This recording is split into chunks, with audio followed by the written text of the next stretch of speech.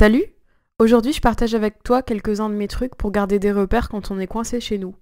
Ils sont particulièrement efficaces si tu sens que ton moral est bas. Le premier truc que je te propose, c'est de respecter des horaires. Parce qu'on pourrait se dire que finalement, les heures ne sont plus si importantes maintenant que nous sommes confinés. Pourtant, c'est super important d'avoir des horaires parce que ça te permet d'avoir un cadre de vie et de développer des habitudes. Ça permet aussi de se tenir dans l'attente de quelque chose et donc de rester motivé à s'occuper. Si par exemple tu sais qu'à X heure, t'as un webinaire ou un rendez-vous avec quelqu'un, t'es beaucoup plus motivé que si ta vie est constituée d'activités indéterminées. Le but, c'est pas forcément d'être super pointilleux, mais c'est surtout de se structurer. D'ailleurs, une des nouvelles habitudes qu'ont pris les Français depuis le début du confinement, c'est de se réunir à 20h à leur fenêtre pour applaudir les soignants. Donc c'est la preuve que la notion du temps reste quelque chose de très important et que ça permet de rester sociable. La deuxième des habitudes, c'est de créer des nouvelles activités compatibles avec le confinement, donc des habitudes plaisir qui sont saines. Ça permet de te sentir plus responsable de la situation, donc de moins la subir. T'as probablement mis des habitudes en place pour rester en bonne santé avant le confinement. Continue-les, même si tu sors plus. Habille-toi pour t'activer pendant la journée, même si tu mets juste un jogging. Continue de prendre du temps pour respirer. Explore aussi des nouvelles possibilités. Le fait d'être enfermé chez toi, ça te donne des opportunités de faire d'autres activités, par exemple, que d'habitude. Te former, passer du temps en famille, faire du sport en intérieur, regarder des films, lire des livres que t'as dans ta bibliothèque depuis 10 ans et que t'as jamais pris le temps de lire, travailler sur toi, un Skypero avec les copains, un café à la fenêtre pour profiter du soleil sans sortir. Choisis des activités qui te plaisent et que tu peux réitérer facilement, des toutes petites choses mais qui permettent de tenir sur la longueur. La troisième habitude que je te propose, c'est d'aérer l'esprit. Parce que tu sois confiné seul ou en famille, s'aérer l'esprit, c'est vraiment super important.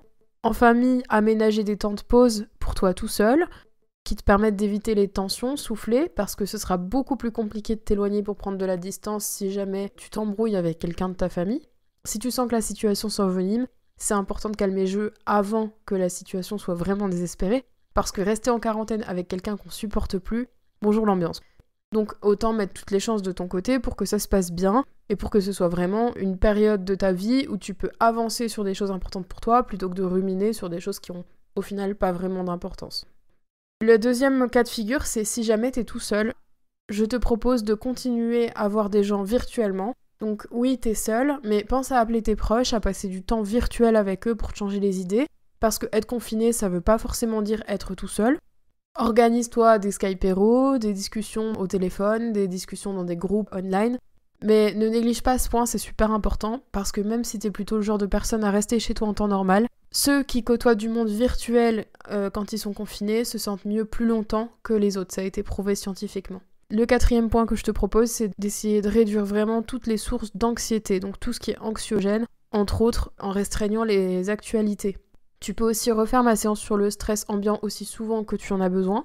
C'est normal de se sentir un peu stressé par la situation. Je ne vais pas dans cet épisode développer tous les symptômes que tu pourrais rencontrer en étant confiné chez toi, parce que le but c'est pas du tout de déclencher des réactions psychosomatiques. Donc je t'invite à pas trop non plus te renseigner sur les conséquences d'une mise en confinement.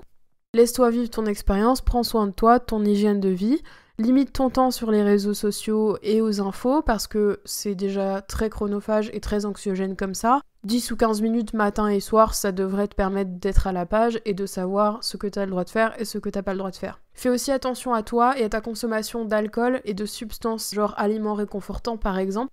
Parce que comme ils sont plus faciles d'accès que d'habitude et qu'on est moins contraint par des horaires, et d'où l'importance aussi d'avoir des horaires du coup, il se peut que tu aies quelques réserves parce que t'as prévu qu'on allait être confiné, mais ce serait bête de développer une addiction à l'une ou l'autre des substances alors que tu n'en as pas. C'est pas la solution à nos problèmes, même si ça paraît séduisant de boire un Skypero avec nos copains tous les soirs, arrange-toi pour ne pas rendre une éventuelle consommation problématique, donc à éviter une addiction. J'espère que ces quelques petites habitudes t'aideront à rester motivé et en bonne santé. Pour rappel, je te propose de respecter des horaires et établir une routine, de créer des nouvelles habitudes pour te faire du bien au moral, de t'aérer l'esprit et de prendre du temps pour toi, et de limiter les sources de stress et d'anxiété, et de faire attention à ce que tu consommes. Le tout, c'est pas de les connaître, évidemment, c'est de les appliquer et de comprendre comment tu peux toi les intégrer dans ta vie si ces habitudes t'intéressent et si te sentir bien t'intéresse. Je t'invite donc à prendre un temps pour réfléchir à comment tu peux rester le plus motivé possible en respectant le confinement, Accroche-toi à tes valeurs malgré les difficultés, c'est normal de pas se sentir en confort et c'est ok, comme je le disais dans l'épisode précédent, c'est une situation que personne ne connaît, donc c'est une situation qui est compliquée à gérer et on peut se retrouver très démuni en étant obligé de la gérer quand même si on n'a pas envie. Si tu traverses une période de moins bien, surtout entoure-toi, reste pas seul. On est tous dans la galère, certains plus que d'autres, et même si globalement on va peut-être avoir quelques difficultés, c'est bien mieux que de risquer d'être malade, évidemment, et de mourir. Donc on a besoin que tu t'accroches, comme nous tous, pour que tout le monde soit en sécurité et que les professionnels qui continuent à être sur le terrain parce qu'ils ont des professions indispensables ne fassent pas tant de sacrifices pour rien. Ça peut être un truc à garder en tête quand vraiment tu te sens démotivé, c'est de se dire que en fait on est tous ensemble dans le même panier, et si tu sors toi,